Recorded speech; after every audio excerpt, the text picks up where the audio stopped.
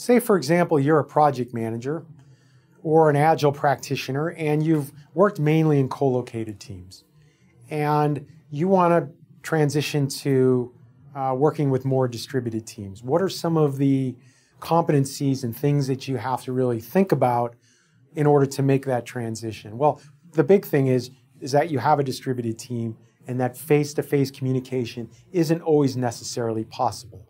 So you're going to have to come up with different methods, different tools and techniques in order to have the team communicate on a regular basis and do that in ways that promote everybody interacting in a way that's beneficial for that team. In other words, if you have people that are spread across multiple time zones, multiple continents, is there a particular time that everybody can meet?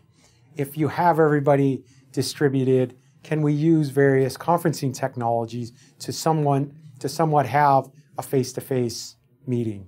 Are there other tools and collaboration sites that we can leverage to better share information on a timely basis? So when you're moving from a co-located team where everybody kind of sits together and sees each other day to day, you're moving to a more distributed team where people are working across time zones. Maybe you have multiple companies working together. You have different cultures. You have a lot more chance for conflict and miscommunication just due to the fact that you don't always have a face-to-face communication mechanism. That makes it a little bit more complex. So something to be mindful of is that there is another layer or multiple layers of complexity when you move from managing a co-located project or program to more of a distributed project or program. Can a practitioner go about developing cultural skills if they're now managing a distributed team that is culturally different than the last maybe co-located team? And the answer is absolutely yes. And really that goes into understanding, one, the various cultures that you're working with. And as we know, different countries have different cultures. They have different communication requirements. There's different dynamics.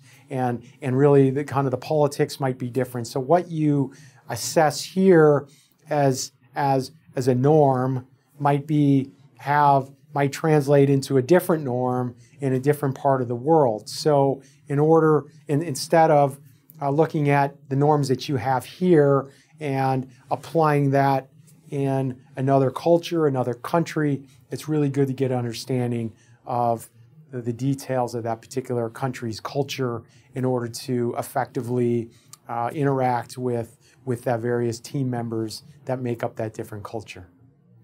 If you're looking for information on various cultures and to research various cultures, there's a lot of resources that are available.